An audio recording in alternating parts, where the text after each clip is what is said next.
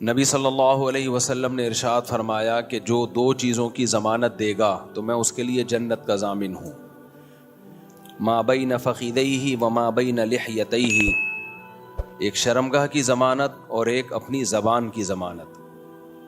آپ کہہ سکتے ہیں خطبے میں نے یہ حدیث تو پڑھی نہیں ہے اور یہ والی آیت تو پڑھی نہیں ہے، بیان اس حدیث سے شروع کر دیا۔ خطبے میں نے جو آیتیں پڑھی ہیں ان کا چونکہ اس حدیث سے بھی بڑا گہرا تعلق ہے، تو اس لیے اس حدیث سے میں نے بیان کو شروع کیا۔ خطبے میں نے جو آیتیں پڑھی ہیں، اجتنبوا کثیرا من الظن، بدگمانی سے بچو، کہ کسی کے عمل کے بارے میں یہ سوچ لینا کہ اس کا یہ مطلب بھی ہو سکتا ہے، یہ مطلب بھی ہو سکتا ہے، یہ مطلب بھی ہو سکتا ہے، اچھے اس پہ لے کے جاؤ آپ کسی کی بات کو،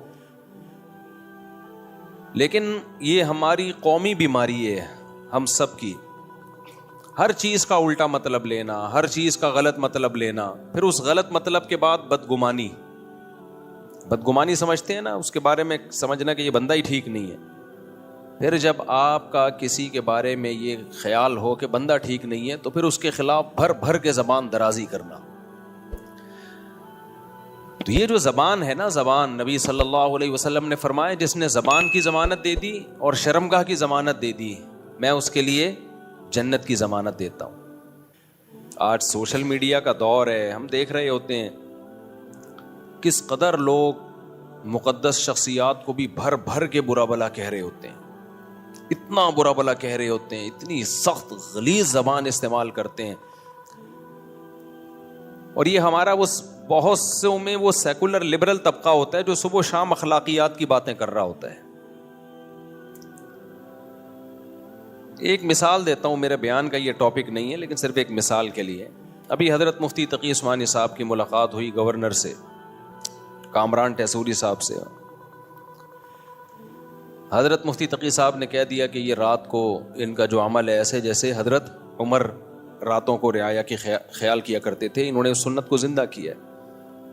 اس پہ جو لوگوں کی طرف سے برا بھلا کہا گیا ہے، کسی کے بڑھاپے کو نہیں دیکھ رہے، اس کی سفید داڑھی کو نہیں دیکھ رہے، اس کے علم کو نہیں دیکھ رہے، لفافہ خور مولوی اور کیا کیا الفاظ جو زبان سے ادا کرنا بھی مشکل۔ بھائی اگر کسی نے کسی حاکم کی، کسی بھی عہدے دار کی تعریف کر دی اس کے کسی اچھے عمل میں، تو اس پہ اتنا سیخ پا ہونے کی کیا ضرورت ہے؟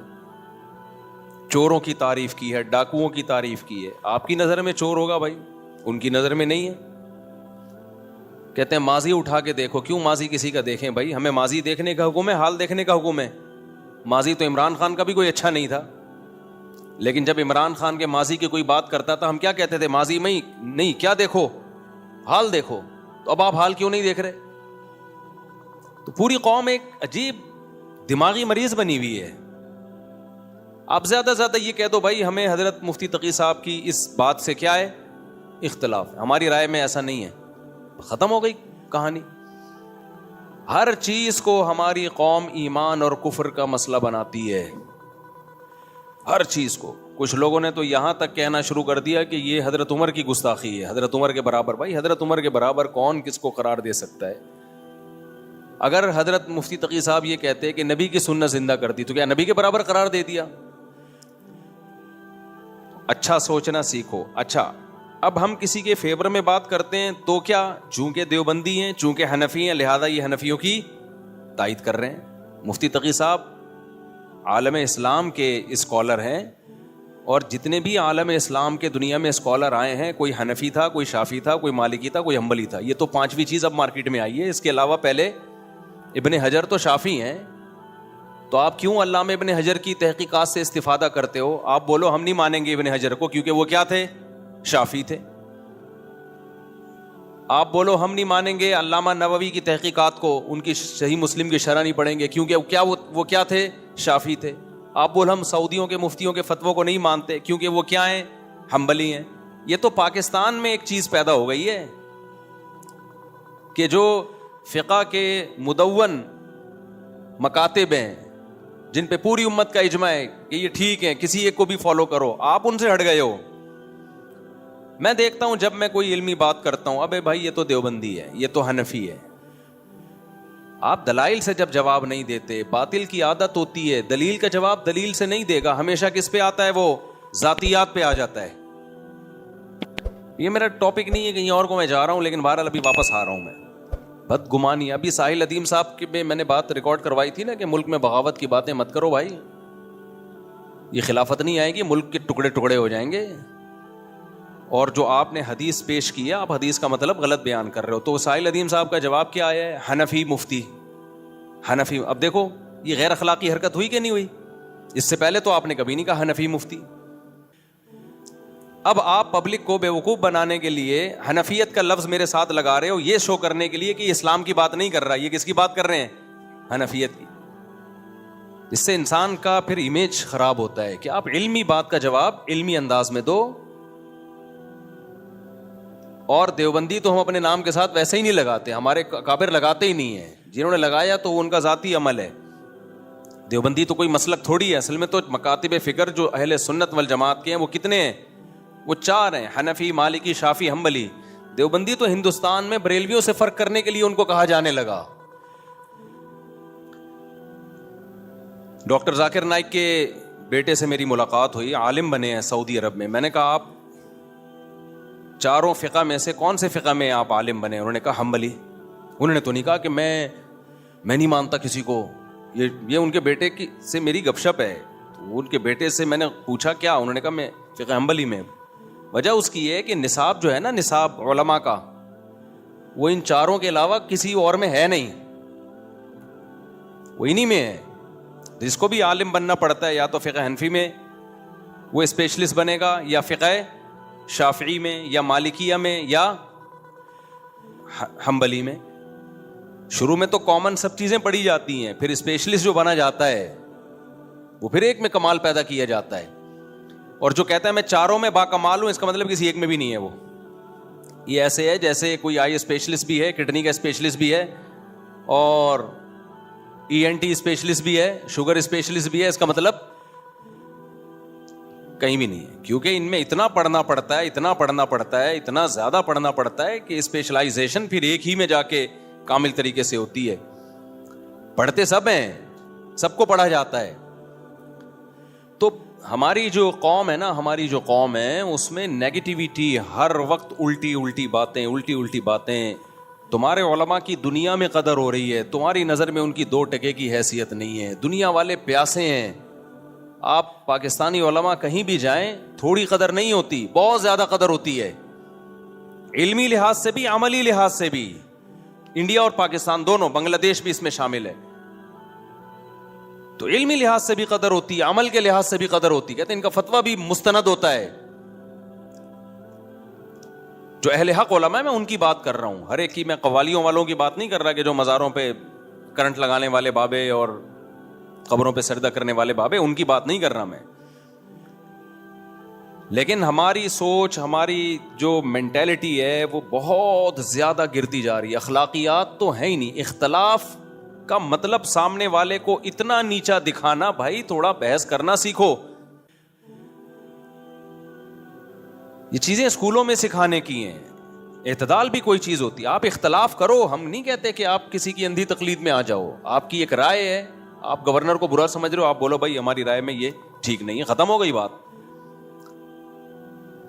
تو ایسا دیکھو, جب انسان کی زبان خراب ہوتی ہے نا, میں نے بتایا کہ زبان خراب کب ہوتی ہے, سب سے پہلے بدگمانی. حضرت مفتی تقی عثمانی صاحب کا کامران ٹیسوری سے کچھ بھی لینا دینا نہیں, 5 روپے بھی نہیں لیے ہوں گے انہوں نے. دوسری بات یہ کہ آپ کے پاس کرائٹیریا کیا ہے. کیا آپ نے یہ فرض کر لیا ہے کہ آپ کی مرضی کا اگر سیاستدان نہ جیتے الیکشن میں تو وہ لازمی غلطی ہوگا؟ یہ فرض کیوں کیا ہوا ہے آپ نے, اور سارے ہی غلط ہوں گے؟ کیا دنیا میں کوئی ایسا شعبہ ہے جس میں 100% لوگ غلط ہوں؟ ہے بھائی, ہم سے آپ دین کا علم سیکھو بھائی, اس میں ہماری رائے معتبر ہوگی. سیاسی چیزوں میں جتنی ہمیں جو تجزیہ ہے, جو ہم معلومات ہیں, اس کے حساب سے ہم بھی ایک رائے قائم کرتے ہیں, اور وہ رائے ہماری تبدیل بھی ہو سکتی ہے. میں تو ایک اصول اور ضابطہ بیان کر رہا ہوں کہ بھائی دشمن کی رائے کا اعتبار بولو نہیں ہوتا. آپ کا کسی سے جھگڑا چل رہا ہے پیسوں کا, کسی دوسرے نے آپ کے دشمن کے خلاف کیس کیا اور جس نے کیس کیا اس نے آپ کو گواہی کے طور پہ پیش کر دیا کورٹ میں, تو آپ کا مخالف جرا کر سکتا ہے کہ یہ تو میرا دشمن ہے, یہ تو ویسے ہی میرے خلاف ہے. ساس گواہی دے رہی ہو بہو کے خلاف, مانی جائے گی؟ سوکن گواہی دے رہی ہو سوکن کے خلاف, مانی جائے گی؟ نہیں مانی جاتی اسلام میں. بہو ساس کے خلاف گواہی دے, نہیں مانی جاتی. تو ہمارے ہاں مختلف قسم کے کرائیٹیریا ہم لوگوں نے بنا لیا. بھائی کچھ پازیٹیوٹی پیدا کرو خدا کے لیے, ڈپریشن سے نکلو, کچھ اچھا سوچنا شروع کرو, اچھا سوچنا شروع کرو, اور زبان کو لگام دو. فیس بک پہ جو کمنٹس ہوتے ہیں نا, اس سے پتہ چلتا ہے کسی قوم کی اخلاقیات اس وقت کہاں جا رہی ہیں. قوم کی جو اخلاقیات ہیں نا, وہ کیا اس وقت حال کیا ہے اخلاقیات کا. اتنا برا بلا, اتنا برا بلا. وہ یار بیچارے بوڑھے بزرگ ہیں, ان کی زندگیاں کھپ گئیں. اچھا لوگ یہ بھی دیکھ رہے ہوتے ہیں یہ اتنے روپے کما رہے ہیں. بھائی جو آدمی 1 ارب کما سکتا ہے نا, اگر وہ 1 کروڑ کما رہا ہے تو یہ بہت بڑی فضیلت کی بات ہے. اگر وہ 1 کروڑ کما سکتا ہے اور 1 لاکھ کما رہا ہے, کما وہ 1 کروڑ سکتا ہے محنت کر کے, لیکن دنیا کی محبت نہیں ہے لہذا گزارا 1 لاکھ پہ کر رہا ہے, تو یہ بھی اس کی علامت ہے نیک آدمی ہے. یہ دین کی خدمت کو آگے پیچھے کر کے 1 کروڑ کما سکتا تھا, یا ابھی 1 کروڑ کما رہا ہے لیکن دین کی خدمت چھوڑے تو یہ 1 ارب کما سکتا ہے, لیکن نہیں کما رہا, دین کے کام میں لگا ہوا ہے, تو آپ اس کے 1 کروڑ دیکھ رہے ہو. تو اب کیا ہے, دین آپ صرف علماء سے ہی سیکھ سکتے ہو. اگر کسی قوم کو اس ملک کے سارے ڈاکٹروں کے خلاف کر دیا جائے کہ ڈاکٹر سازشی ہوتے ہیں, ڈاکٹر 2 نمبر ہوتے ہیں, تو بیڑا غرق کس کا ہوگا؟ صحت کا ہوگا. کیونکہ جب ڈاکٹروں سے اعتماد اٹھے گا تو لوگ عطائی حکیموں کے پاس جائیں گے. حکیم بھی صحیح نہیں ہوں گے, بلکہ جو عطائی حکیم ہوتے ہیں نا, حکیموں کی بھی 2 قسمیں. ایک تو ہوتے ہیں جو پراپر وے میں پڑھے ہوں کسی ادارے میں اور ناغے نہ کیے ہوں, پڑھے بھی ہوں. ورنہ اداروں میں ایسا ہو رہا ہے کہ میں ایسے حکیموں کو جانتا ہوں ماشاء اللہ, آپ کبھی خوشبو لگا کے آؤ تو میں آپ کو بتاؤں گا کہ ایک دن بھی یونیورسٹی میں نہیں گئے, جو حکمت کا کورس ہوتا ہے نا ہمدرد یونیورسٹی وغیرہ جیسی یونیورسٹیاں جو حکیم سعید بنا کے, ایک دن بھی نہیں گئے, سرٹیفکیٹ ہے ان کے پاس, اور نہ کسی سے باقاعدہ پڑھا, بس تجربے کر کر کے نا. اور کچھ تو ایسے 2 نمبر ہیں, ہر دوا میں پیناڈول کا پاؤڈر ملاتے ہیں یا ڈسپرین کا پاؤڈر ملاتے ہیں. آپ وہ جب کھاتے ہو سونف میں ملا ہوا ہوتا ہے وہ پاؤڈر بننے کے بعد پتہ نہیں چلتا. سونف بھی ہے اس میں, کالا نمک بھی ہوگا اور وہ بھی ہوگا. تو آپ نے جب کھایا تو ڈسپرین کھانے کے بعد آدمی کی طبیعت کیا ہوتی ہے؟ Fit fought. پیناڈول کھانے کے بعد ایکٹیو ہو جاتا ہے. کہتا ہے یار ہزاروں ڈاکٹروں سے علاج کرایا, فائدہ اس گلی محلے کے حکیم سے ہوا 5 روپے میں. تو اگر آپ ریلائبل ڈاکٹروں کو کا یہ امیج دنیا کے سامنے لاؤ کہ یہ سب بکے ہوئے ہیں, سب 2 نمبر ہیں, سب بیوقوف بنا رہے ہیں, سب منجن بیچ رہے ہیں, تو ڈاکٹروں کا منجن کے بجائے پھر جاہلوں کا منجن بکے گا کہ نہیں بکے گا؟ بولتے کیوں نہیں؟ تو جب آپ جن لوگوں کو اسلام کے خلاف کھل کر بول سکتے ہیں نا, وہ تو کھل کے اسلام کے خلاف بولتے ہیں. جو اسلام کے خلاف نہیں بول سکتے, تھوڑا سا ان کے دل میں خوف ہے یا عوام کا ڈر ہے, تو وہ پھر کس پہ آ جاتے ہیں؟ علماء پہ آ جاتے ہیں. وہ علماء کے خلاف بولنا شروع کر دیتے ہیں. یہ دیکھو مولوی دوسروں کو بتاتے ہیں آیت الکرسی پڑھ کے دم کرو, حفاظت ہوگی, خود گارڈ رکھے ہوئے ہیں. کسی نے مولانا طارق جمیل صاحب کے بارے میں کہا تھا, بھائی شریعت میں دعا اور اسباب ایک دوسرے کے منافی بولو نہیں. مولانا طارق جمیل صاحب نے اگر یہ کہا ہوتا نا کہ آیت الکرسی پڑھو پھر تالا نہ لگاؤ دکان پہ, یہ عامل لوگ کر رہے ہوتے ہیں یہ ڈرامے بازی, پھر ہم کہتے ہیں کہ قول اور فعل میں تضاد ہے. اگر مولوی یہ کہہ رہا ہوتا آپ کو کہ پیسہ مت رکھو, مولانا کے بارے میں نا کسی نے یہ بھی تبصرہ کیا کہ گاڑی میں گھوم رہے ہیں اور بڑا سی کوٹھی بنائی بھی ہے انہوں نے اپنے گاؤں میں. مولانا ویسے ہی باپ دادا سے مالدار چلے آ رہے ہیں, ان کے تو کوٹھیاں بنگلے ان کے تو شروع سے ہی ہے نا, مالدار فیملی میں پیدا ہوئے ہیں. بھائی اگر وہ مولانا نہ ہوتے نا, جتنا پیسہ اب ہے اس سے ڈبل ہوتا, اس سے ڈبل ہوتا ان کے پاس. مولانا ہونے کی وجہ سے کچھ کمی ہوا ہوگا, ٹھیک ہے, بہت سا صدقہ کر دیا ہوگا, بہت سو کی کفالت کی ہوگی, خوشبو لگا کے آتے نہیں ہو اس لیے مسئلے آپ لوگ کے ساتھ ہیں. خوشبو لگا کے آؤ تو آپ کو ہم بتائیں گے کہ علماء کس قدر صدقات و خیرات کرتے ہیں, آپ کی سوچ سے کئی گنا زیادہ. تو کسی نے لکھا تھا ان کے بارے میں, دنیا والوں کو یہ بتاتے ہیں کہ دنیا سے محبت نہ کرو, غریب 500 سال پہلے جنت میں جائے گا اور خود پیسہ رکھا ہوا ہے. بھائی صاحب اگر انہوں نے پیسہ رکھنے سے منع کیا ہوتا نا, پھر آپ یہ بیان ان کے پہ فٹ کرتے. کوئی مولوی آپ کو یہ کہہ رہا ہو نا کہ غریب بن کے زندگی گزارو, پیسہ مت کماؤ, پھر وہ خود پیسہ کما رہا ہوتا, یہ لگژری لائف ہوتی, تو آپ اعتراض کرتے. پیسہ رکھنا اور پیسے کی محبت اور ہوس دونوں میں فرق ہے. پیسہ سلیمان علیہ السلام کے پاس تھوڑا تھا یا زیادہ تھا یا بہت زیادہ تھا؟ بتاؤ. تھوڑا نہیں تھا, زیادہ تھا, اور زیادہ بھی نہیں تھا, بہت زیادہ. آپ آج کے جو ارب پتی لوگ ہیں ان کو بھول جاؤ جو سلیمان علیہ السلام کے پاس دولت تھی. دنیا کی ساری نعمتیں تھیں اور اللہ سے مانگ کے لی تھیں اسپیشلی. حبلی ملک لا ینبغی لأحد من بعدی. انداز دیکھو, اے اللہ ایسی حکومت چاہیے. جب حکومت ہو تو وسائل کے ساتھ ہو نا, تو وسائل میں دولت ہی تو ہوتی ہے. ایسی حکومت دولت چاہیے میرے بعد کسی کو بھی نہ ملے. لو بھائی, اب جہاں مولانا طارق ملک صاحب کا کہ طنز بنتا ہے تو معاذ اللہ پھر سلیمان علیہ السلام پر بھی بنتا ہے کہ نہیں بنتا؟ تو آپ کا کیا خیال ہے, سلیمان علیہ السلام اپنی قوم میں دنیا کی محبت کی برائی بیان نہیں کرتے ہوں گے؟ آپ لوگ ہاں ہوں ہی کریں, کچھ کریں تو میں سمجھوں گا کہ یار کچھ ہو رہا ہے, مجھے سمجھ میں آ رہا ہے. بالکل ہی ایسے بیٹھے ہوئے, میں ٹی وی میں آ رہا ہوں جیسے کوئی پروگرام چل رہا ہے یہاں پہ. آپ بولے ہاں جی مجھے خوشی ہوگی نا, میں بھی تو بول رہا ہوں. تو سلیمان علیہ الصلوۃ والسلام کیا لوگوں کو دنیا کی محبت پہ بیان نہیں کرتے ہوں گے؟ یقیناً کرتے ہوں گے. لوگوں کو بتاتے ہوں گے بھائی دنیا سے دل نہ لگاؤ. پیغمبر سے زیادہ کون دنیا سے بے رغبتی دل میں ہو. اس کے باوجود تھوڑی نہیں بلکہ دولت ایسی کہ سلیمان علیہ السلام کے بعد قیامت تک ایسی دولت کسی کو نہیں ملے گی. ہواؤں پہ حکومت, جنات پہ حکومت. سمندروں میں جنات غوطے لگا کے ہیرے جواہرات نکال کے لاتے تھے. ارے سلیمان علیہ السلام آپ کو ہیرے جواہرات کی کیا ضرورت ہے؟ آپ نے تاج ایسا پہنا ہوا ہے, اربوں خربوں روپے کے ہیرے لگے ہوئے ہیں اس میں. آپ نے محل ایسا بنوا لیا. ملکہ سبا جب آئی ہے تو وہ شیشے کا اتنا خوبصورت محل تھا اور اس کا فرش اتنا, اس میں ایسی انجینئرنگ تھی کہ وہ سمجھی کہ پانی کا تالاب ہے. فکشفت عن ساقیہا. سلیمان علیہ السلام نے فرمایا کہ چلو بھائی. تو اس نے کیا کیا, اپنے پائنچے اوپر کر لیے, پانی لگے گا. انہوں نے فرمایا نا, صرح ممرد من قواریر. یہ ایک فرش ہے, شیشے سے بنایا گیا ہے. ایسی ٹیکنالوجی استعمال کی گئی ہے, شیشہ ہے, ایسے لہریں چل رہی ہیں, لگتا کیا ہے کہ یہ پانی ہے. وہاں کوئی آج کا فیس بکیا ہوتا, وہ کہتا ہے لو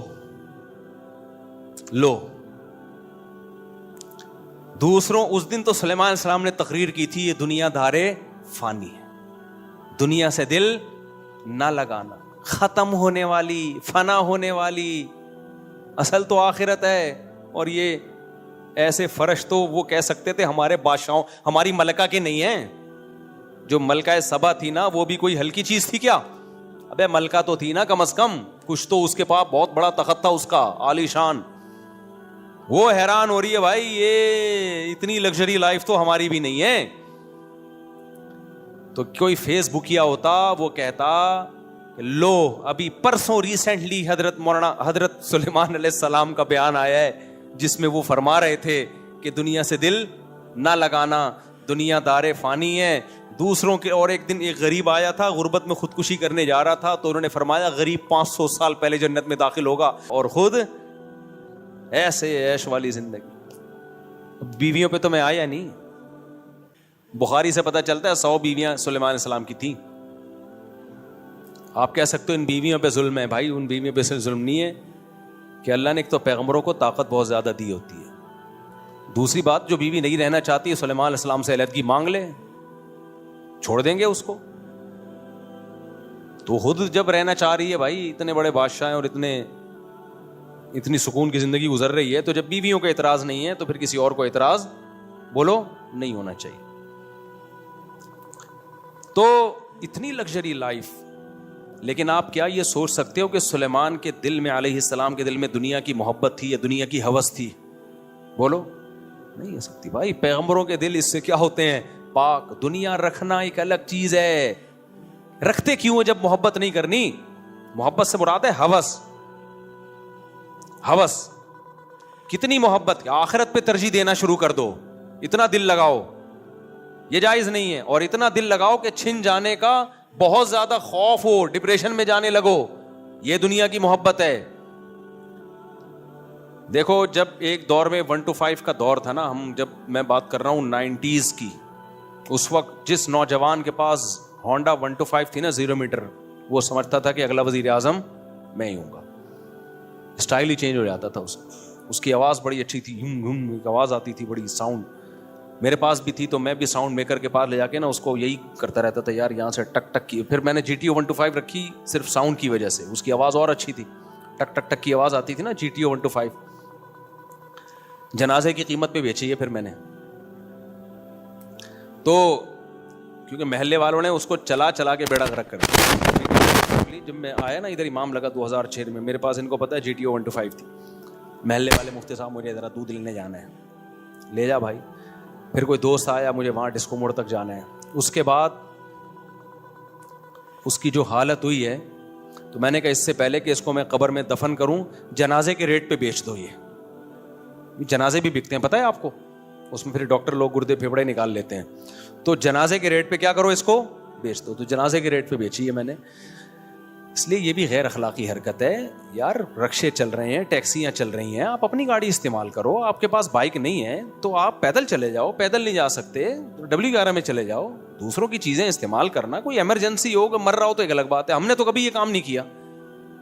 جب ہمارے پاس نہ ایک بائک میں نے بیچ دی تھی, گاڑی بھی نہیں تھی, تو پیدل ہو گیا تھا میں. تو مجھے نہیں یاد پڑتا کہ میں نے آپ سے کبھی لی گاڑی, حالانکہ ان سے اتنی اچھی دوستی ہماری, 20 سال سے ان سے ہمارا سلام دعا. لیکن کبھی میں نے نہ ان سے گاڑی مانگی کہ مجھے وہاں جانا ہے, بچوں کو لے کے گاڑی دے دو. بھائی گاڑی اگلے نے اپنے لیے خریدی ہے, دوسروں کے لیے نہیں خریدی. آپ کے پاس پیسہ ہے تو لے لو, نہیں ہے تو جیسے نہیں پیسے والے زندگی گزارتے ویسے گزارو. یہ ہے ہوس, اس کو کہتے ہیں دنیا کی محبت.